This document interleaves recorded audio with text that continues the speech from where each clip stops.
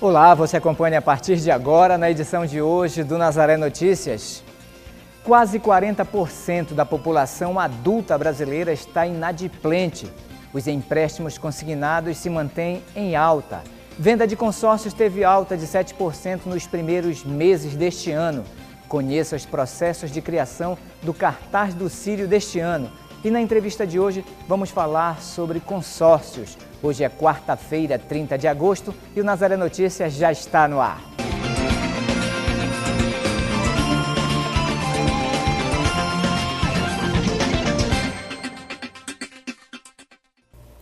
Começamos o Nazaré Notícias de hoje falando de economia. Quase 40% da população adulta brasileira está inadimplente. É o que aponta o Serviço de Proteção ao Crédito, o SPC, e a Confederação Nacional de Dirigentes Lojistas. Para evitar as dívidas, o Conselho Regional de Economia orienta o planejamento financeiro. Ter dívidas muitas vezes é inevitável. Existem situações emergenciais que podem ser boas ou ruins que nos levam a precisar de um dinheiro que na ocasião não temos, como oportunidades de qualificação profissional ou problemas de saúde, por exemplo. Então, é muito comum as pessoas acabarem se endividando por aquilo que não conseguiram se planejar, não conseguiram separar uma reserva para um possível imprevisto. Esse imprevisto, é claro, ele pode ser um imprevisto positivo ou ele pode ser um imprevisto negativo, né? E aí, quando a gente fala de empréstimos, eu não estou falando só daquele que a gente conhece, que é o empréstimo bancário, mas, por exemplo, hoje o cartão de crédito, ele te dá a oportunidade de você pegar uma quantia em dinheiro. E aí, se você for ali comparar a taxa de juros, ela é altíssima, é um imprevisto, você está precisando do dinheiro, então você nem tem tempo de raciocinar, você nem tem tempo de pensar, e acaba pegando aquele valor, né, para que possa cobrir esse imprevisto. Para evitar surpresas, é sempre bom fazer uma reserva. É interessante que a gente possa fazer uma reserva financeira. Dentro ali do nosso orçamento, a gente possa dedicar uma parte desse recurso financeiro, guardar para qualquer tipo de imprevisto. Ou até mesmo para quem está pensando, de repente, em viajar, para quem está pensando em fazer um curso, né? É importante que você tenha uma reserva financeira. Essa reserva financeira, ela serve para quê? Ela serve para aqueles momentos de imprevisto. Às vezes também ocorre muito aquela situação, hoje em dia a questão da empregabilidade ela é muito volátil. Então, hoje você está empregado, amanhã você não pode estar empregado. Então, é interessante também que se possa construir esse cenário. Planejar é a palavra de ordem quando se fala em educação financeira. Quando a gente fala de educação financeira, a gente não tem como de falar dos instrumentos que nos ajudam nessa educação. Então, um desses instrumentos é o próprio planejamento. Certa vez, assistindo um palestrante, né, do Banco Central, ele disse o seguinte, que já existe na nossa vida datas que elas são certas de acontecer e que a gente deve se preparar. E eu achei interessante que ele falou, por exemplo, os 15 anos dos nossos filhos. A gente sabe que um dia vai chegar.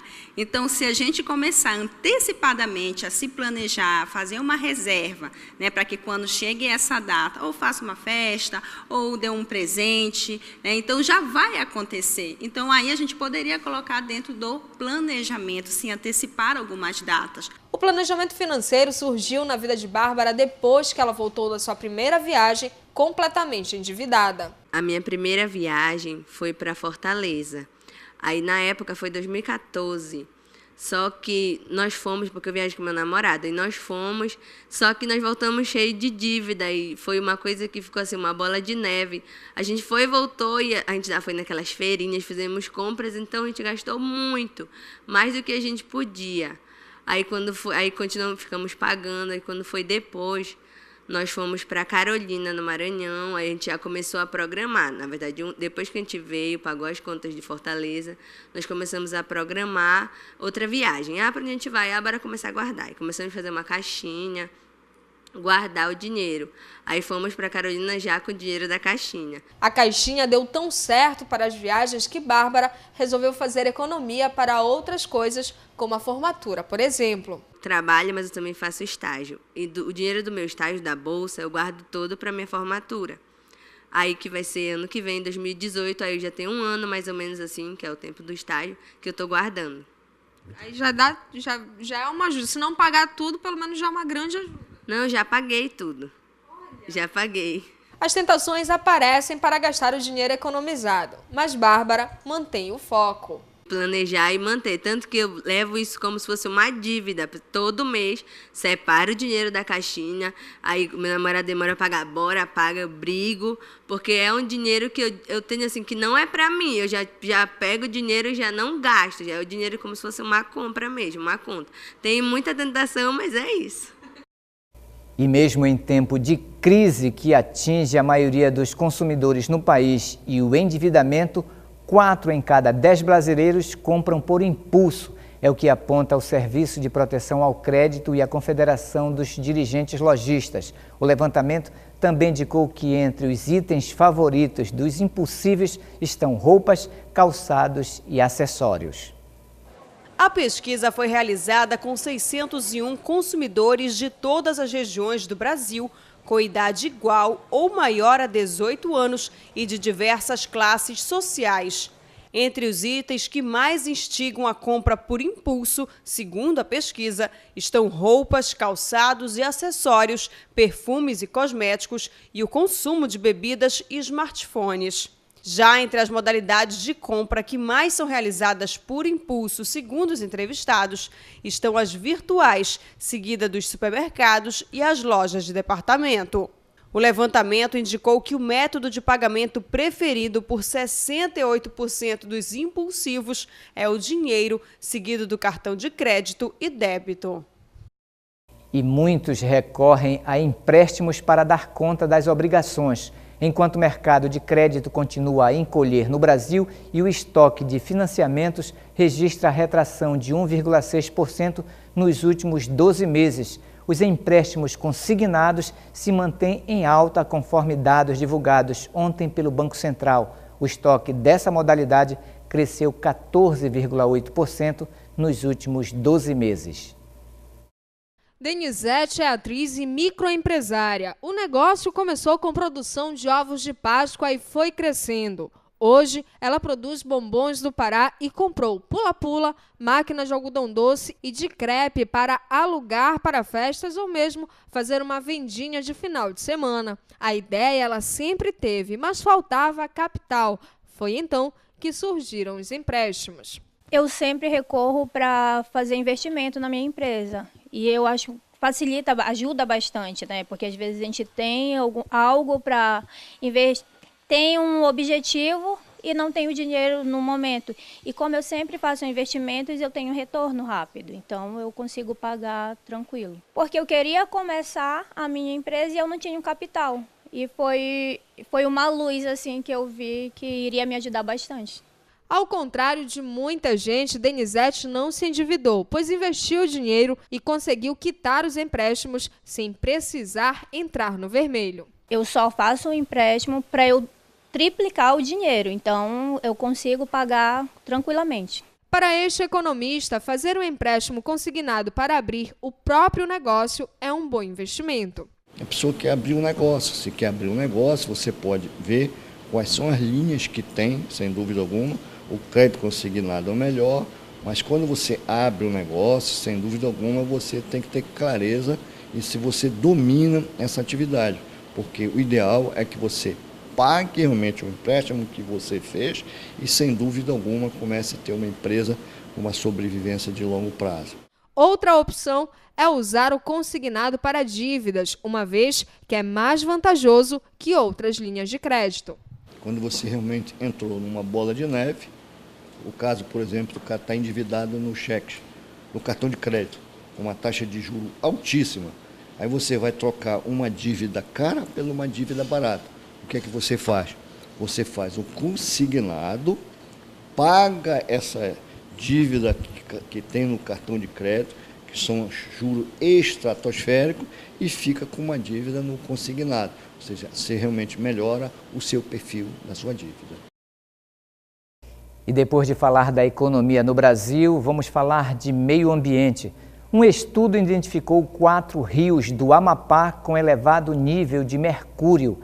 A contaminação foi confirmada pelas análises de amostras de espécies de peixes coletados nas regiões. O teor de mercúrio foi 22 vezes maior que o recomendado para consumo humano em uma espécie coletada pelos pesquisadores, liderado por uma equipe do Instituto de Pesquisas Científicas e Tecnológicas do Estado do Amapá. O estudo apontou alta concentração de mercúrio nos rios Amapari, Araguari, Oiapoque e Jari. A contaminação geralmente acontece pela extração de ouro. As amostras foram coletadas em áreas de unidades de conservação, inclusive as do Rio Jari, que faz parte da Renca.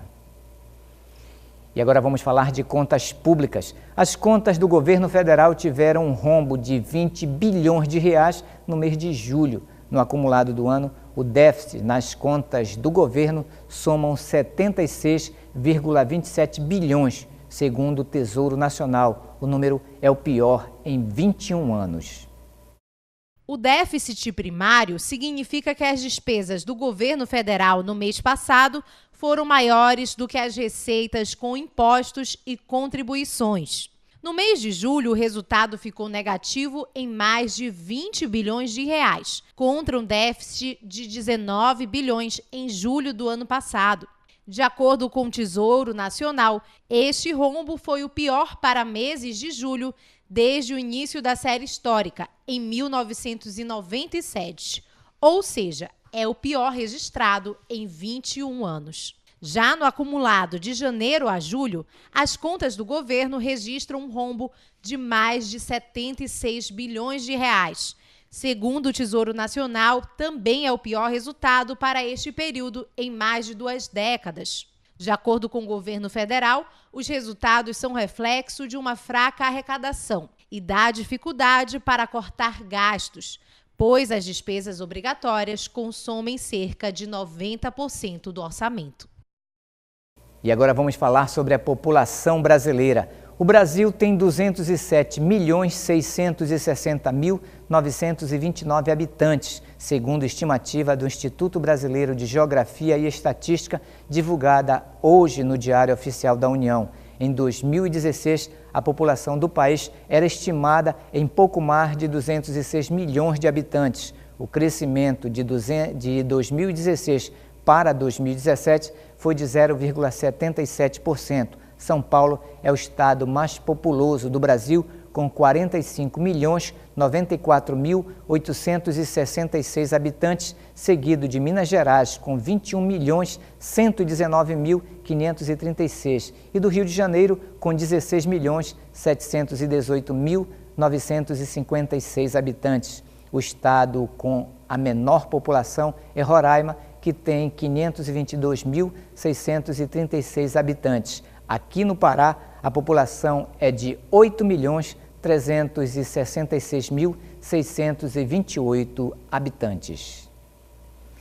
E vamos falar de saúde. Segundo a Secretaria de Saúde aqui do estado do Pará, o tabagismo afeta cerca de 380 mil pessoas, mas quem quiser parar de fumar tem um tratamento gratuito disponibilizado tanto pelo estado quanto pelo município.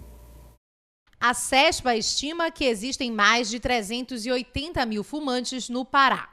O tabagismo é uma das principais causas de câncer nos pulmões e nos últimos 2 anos, mais de 200 pessoas passaram por tratamento contra o câncer de pulmão no Hospital Filóiola. Para diminuir esses números, a Secretaria de Saúde Pública informa que disponibiliza tratamento gratuito nas unidades de saúde para quem estiver interessado em parar de fumar. O programa funciona em 80 municípios do Pará, com profissionais habilitados para conduzir o tratamento. Em Belém, a Secretaria Municipal de Saúde oferece um tratamento gratuito nas unidades municipais de saúde do Telégrafo, do Tapanã, da Marambaia, do Jurunas e do Bengui. Desde 2003, a CESPA oferece tratamento gratuito à pessoa que quer parar de fumar, atendendo cerca de 150 dependentes por mês. Em 14 anos, já foram atendidas mais de 6 mil pessoas.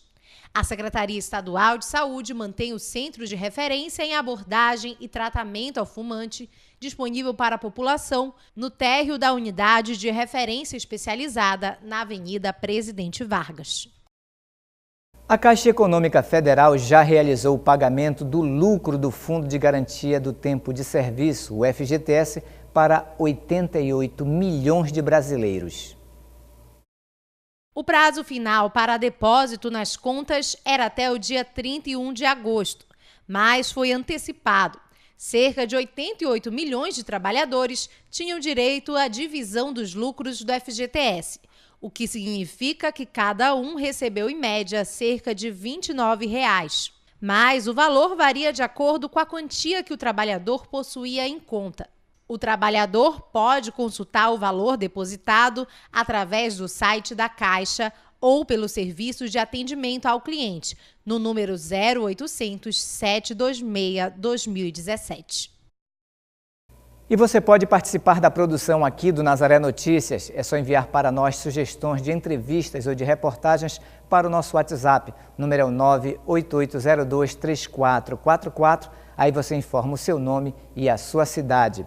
Ajude os meios de comunicação da Arquidiocese de Belém. Faça parte da família Nazaré. Ligue 4006-9211. E você acompanha ainda nesta edição. Venda de consórcios teve alta de 7% nos primeiros 7 meses do ano.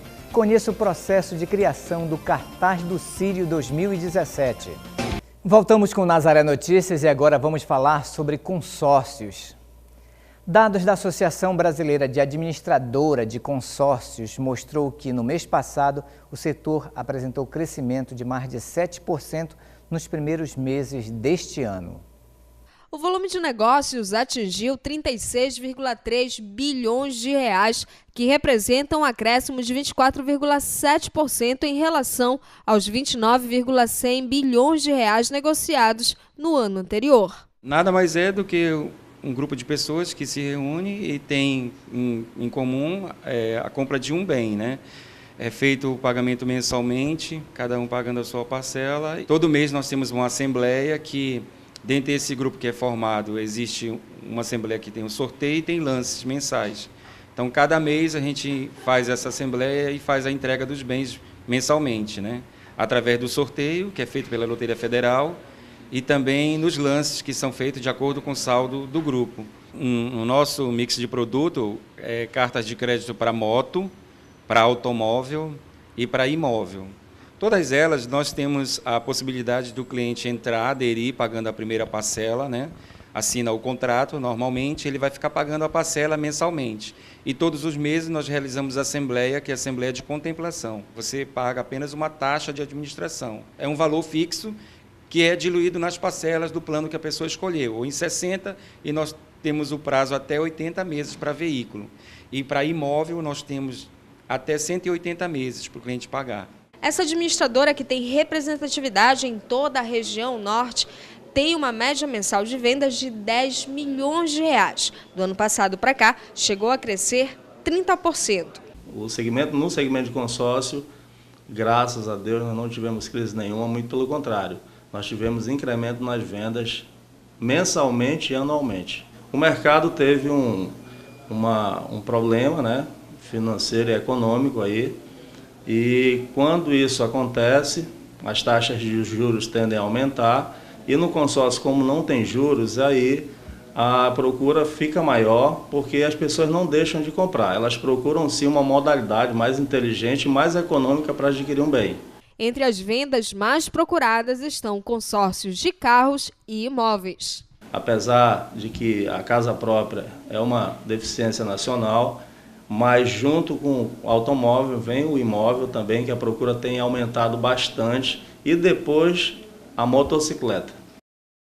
E ainda falando de consórcios, foram vendidas mais de 900 mil unidades de janeiro a março de 2017, enquanto no ano passado foram 846,3 mil. E para falar sobre os consórcios, Larissa Cristina conversa com o advogado Paulo Barradas. Não é isso, Larissa? É isso mesmo, Marcos. Ao longo da semana, muitas perguntas chegaram para a gente para saber as regras aí dos consórcios. Muitas pessoas têm dúvidas sobre isso. Se você ainda quiser participar da nossa entrevista, você pode enviar uma mensagem para a gente através do nosso WhatsApp. O número é o 988023444. O advogado Paulo Barrada está aqui com a gente para tirar todas as dúvidas. Doutor Paulo, chegou para a gente uma pergunta do Manuel Pena, ele é de Óbidos. A gente agradece aí a participação das pessoas que estão assistindo a gente por toda a região do Marajó. O Manuel, ele diz assim: eu gostaria de um esclarecimento referente à taxa de registro de garantias. Eu soube que essa taxa custa R$ 270, mas a empresa está me cobrando R$ 450. Eles não me detalharam por que aumentaram esse valor. Bom, então um forte abraço aí a todos de Óbidos que nos ouvem. A situação é a seguinte: o consórcio é um autofinanciamento. O grupo se reúne e ele mesmo se financia. Para tanto, evidentemente, é preciso ter garantias para eventuais falhas, eventuais atrasos. E essas garantias têm que ser registradas. Isto tudo está no seu contrato. Dê uma olhada no seu contrato, que este valor estará lá no contrato. E se não estiver no contrato, solicite por escrito da sua administradora, que é obrigada a lhe informar, porque o Código do Consumidor garante. O direito básico do consumidor é o direito à informação. Você tem que saber para onde está indo o seu dinheiro. Nesse contrato, doutor Paulo, vem dizendo que essa taxa de registro de garantias ela é fixa ou ela pode ser variável? Normalmente, o contrato descreve essa taxa em percentual do valor da mensalidade. Então, a gente tem como chegar no valor, mas não de forma fixa para evitar ficar defasado. Normalmente, como falei, é percentual. Outra dúvida é da Helena Sarges, ela é aqui de Belém. Ela diz que no contrato dela consta o prazo para ela quer saber se no contrato consta o prazo para a finalização do processo de contemplação. Ela teve a contemplação no último dia 9 de julho deste ano. Ela já entrou com todos os documentos necessários na concessionária para retirar o veículo, mas até agora ainda não conseguiu estar com o carro. Pois é, aí vai depender de um detalhe só, Helena. Uma coisa é o teu consórcio, por exemplo, de um bem, de um carro, e retirar aquele carro depois de contemplado. Outra coisa é eu solicitar carta de crédito para adquirir um outro veículo no outro lugar. Então, os tempos aí, eles são diferenciados. Se você vai tirar, me parece que o teu caso é o carro do próprio consórcio, é o veículo que estava contratado. Este aí não tem por que ter embaraço, porque a empresa, provavelmente, que te vendeu o consórcio, você adquiriu o consórcio dentro do concessionário que te vende esse carro aí. Sugiro que você solicite por escrito esclarecimentos acerca dessa demora, com recurso ao Banco Central, se a demora estiver irrazoável. Outra dúvida é do Eider Silva, ele é de Santarém. Ele diz assim: quando eu solicito a troca do meu bem, do objeto que ele contratou, devido ao alto valor nas parcelas, existe um prazo para que eles façam isso? Ele pediu a troca do bem dele no dia 14 de junho e até hoje ele não conseguiu. Já venceram depois 2 parcelas que ele não tem mais condições de pagar. Pois é, Eider. Um forte abraço aí aos amigos de Santarém. A troca do bem é uma situação muito peculiar que tem que estar prevista em contrato. Por quê? Porque se nós vamos juntar 10 pessoas para adquirir o mesmo bem, nós vamos juntar 10 pessoas para adquirir um celular. Aí a gente vai ter o mesmo celular para todo mundo, do mesmo valor, e cada mês cada um vai pagar 1/10 do valor desse celular, acrescentado às taxas de administração, às taxas referentes ao fundo de reserva. Se eu troco o bem, eu não quero mais aquele celular, eu quero um valor menor, eu vou alterar com toda a corrente de consórcio, não só com o meu patrimônio. Então, não é tão simples assim. Sugiro que você solicite informações sobre a possibilidade, o tempo que leva para trocar esse bem, a formalidade que é necessária para isso. Solicite por escrito da sua administradora de consórcio. Caso ela não te informe, você reclama ao Banco Central. Agora, dá uma lidinha no teu contrato e verifica se isso é possível e se tem prazo lá no contrato. Se houver, esse prazo tem que ser respeitado. Outra dúvida do Ronaldo Ribeiro aqui de Belém, ele diz que é sobre o saldo residual. Ele fez um plano de 60 meses, porém ele só pagou 33 e vendeu esse consórcio dele. Ele gostaria de saber se ele tem direito ao saldo residual no final do plano ou se ele pode resgatar agora. Pois é, na verdade, esse saldo residual que se refere ao telespectador deve ser o fundo de reserva. Alguns consórcios utilizam como garantia o fundo de reserva. É um percentual a mais que a administradora cobra para fazer face, para ter uma reserva, né, como o nome diz, para fazer face a eventuais necessidades financeiras. Então, um atraso, um consorciado que atrasou, um encargo a mais que teve que pagar, enfim, nós temos um fundo de reserva. Esse fundo de reserva ele vai sendo pago todo mês e depois de concluída todas as correntes, terminado o consórcio, com 60 dias ele deve ser rateado entre todos os consorciados. Ocorre que aí tem uma situação especial. Foi vendido o consórcio. Esse consórcio tem que ver em que condições ele foi vendido. Em regra, quando o consórcio é vendido, ele é vendido com o positivo e com o negativo, com o que falta pagar e com o que falta receber. E é estabelecido um valor só. Mas, se no momento da venda ele se reservou ao direito de receber ao final da corrente o fundo de reserva, isto só ocorrerá 60 dias após a conclusão de toda a corrente, quando todos receberem o seu patrimônio. Outra dúvida que chegou para a gente, doutor Paulo, é de um telespectador que não quis se identificar. Ele diz o seguinte: ele adquiriu um consórcio e nesse consórcio foi oferecida uma promoção. Ele ganhava um seguro de vida durante um período de 1 ano. Depois desse 1 ano, ele passou a pagar esse seguro de vida, só que ele quer cancelar, ele não quer mais pagar. O que ele pode fazer? Pois é, ele tem que recorrer ao contrato. Porque, veja bem, primeiro, uma venda de as promoções que vendem 2 produtos ou serviços embaralhados, ela tem que ser olhada com muito carinho. Primeiro, o consórcio não pode obrigar você a levar o seguro de vida junto, porque seria uma venda casada e a venda casada é proibida. Mas ele pode te oportunizar isso.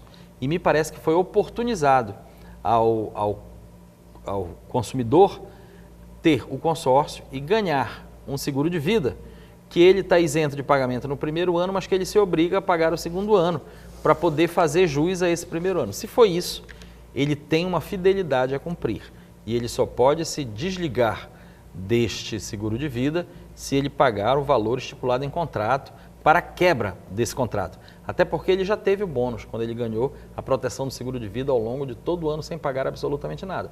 Agora, no momento em que ele vai gerar a compensação para a empresa que fez isso, ele não pode sair impunemente. Certamente tem uma multa contratual que ele tem que pagar.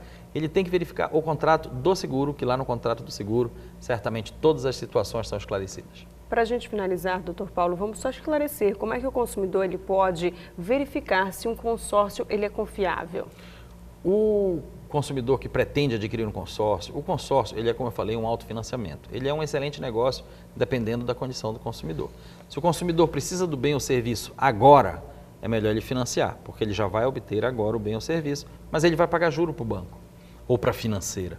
Se ele tem tempo para esperar, por exemplo, eu quero adquirir uma moto, mas eu não estou com pressa na moto, eu quero adquirir um veículo, mas o meu veículo está bom ainda, então eu posso esperar. O consórcio é uma excelente opção, porque não se paga juro para o banco. Se rateia o valor do veículo, vai se pagar a taxa de administração, evidentemente, para a empresa que vai gerenciar esse consórcio, e vai se pagar aí ou um seguro ou o fundo de reserva, que é a garantia para qualquer eventual desacerto. Agora, é muito bom pesquisar na internet. Estamos na era da informação. Pesquisa na internet. Verifique nos PROCONs e no Poder Judiciário se há denúncias contra essa empresa que está administrando seu consórcio. Verifique junto ao Banco Central, no site também, se ela é autorizada a lhe vender esse consórcio. Se for uma empresa confiável, uma empresa séria, uma empresa honesta, e existem muitas no mercado, o consórcio é uma excelente opção para quem tem tempo para esperar. Pode-se adquirir bens, móveis e imóveis, carros, motocicletas, casas por consórcio, apartamentos, como pode-se adquirir serviços, cursos, mestrado, doutorado, cirurgias, viagens, turismo, muita coisa se pode fazer com consórcio, é uma excelente alternativa, mas evidentemente tomadas as devidas cautelas do consumidor. Então pesquisa na internet se essa empresa é uma empresa séria, merece seu crédito, ou se essa empresa é uma empresa que opera no mercado de forma ilegal, e aí certamente não vai merecer a sua confiança. Tá certo. Doutor Paulo, a gente agradece os esclarecimentos. Se você ainda ficou com alguma dúvida, quiser participar da nossa entrevista, envie para a gente um WhatsApp. O nosso número é o 98802-3444. O advogado Paulo Barradas está conosco aqui no Nazaré Notícias todas as quartas-feiras. Marcos, eu volto com você. Obrigado, Larissa. Obrigado, professor Paulo. E agora vamos falar de educação superior. O número de brasileiros das classes C e D concluintes do curso superior privado aumentou no Brasil. Os dados são do Mapa do Ensino Superior do Brasil no ano de 2017, desenvolvido pelo Sindicato das Mantenedoras deste ensino. Chegou a 5 pontos percentuais o aumento do número de formandos com renda familiar de até um salário mínimo e meio, correspondendo agora a 13,5% dos formandos em ensino superior privado.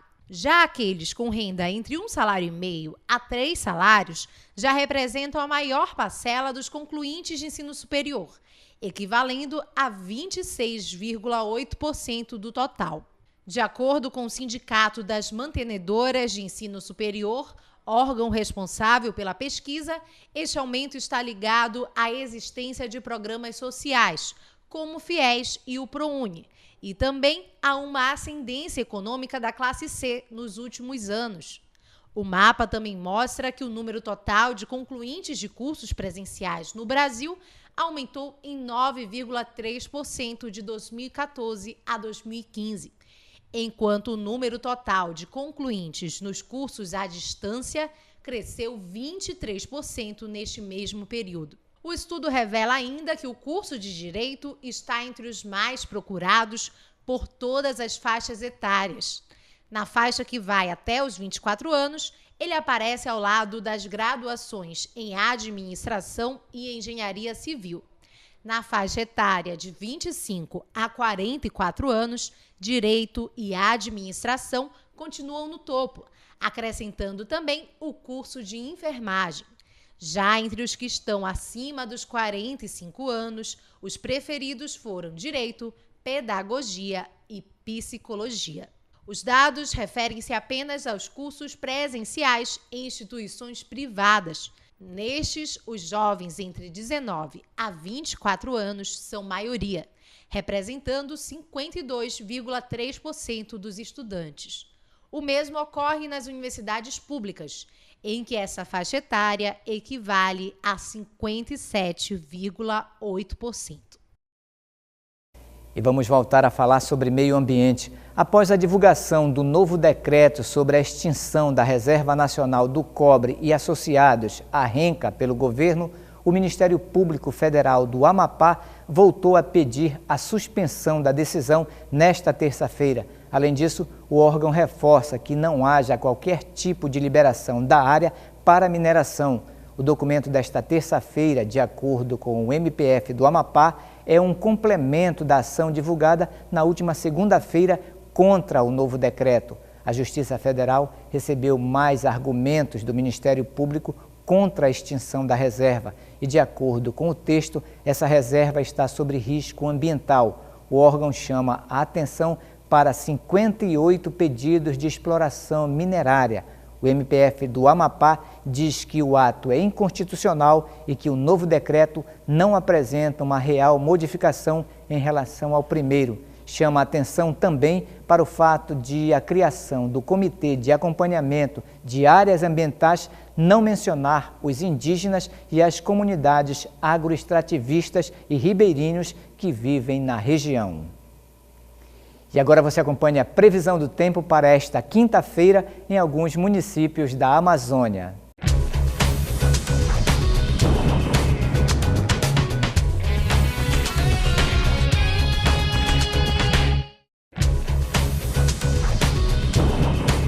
Em Belém, a previsão é de tempo aberto durante todo o dia. Mais chuvas estão previstas e podem acontecer a qualquer momento do dia. As temperaturas variam entre 24 a 34 graus. Em Castanhal, região nordeste do estado, a previsão é de tempo aberto. Não há chuvas previstas para a região. A temperatura mínima fica em torno de 21 graus e a máxima em 34. E na capital amapaense, a previsão é de tempo nublado ao longo do dia. A temperatura mínima estimada é de 24 e a máxima de 33 graus.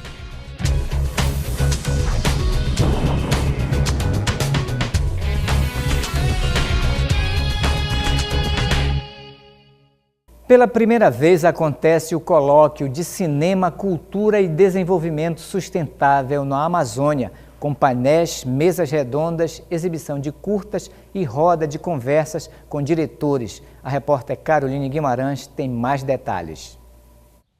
O colóquio de Cinema, Cultura e Desenvolvimento Sustentável na Amazônia acontece nos dias 31 de agosto e 1º de setembro. Para falar sobre ele, está aqui ao meu lado o diretor cinematográfico Paulo Miranda. Diretor, muito obrigada por estar aqui conosco. Primeiro eu queria que o senhor falasse um pouquinho da importância desse colóquio. Olha, a importância do colóquio é pela possibilidade de aglutinar parcerias, para a gente fazer a cinematografia regional dar um passo a mais. O cinema nacional ele realmente vive um momento, apesar da crise econômica, mas ele vive um momento de crescimento, de maior ocupação de salas, de maior produção de filmes.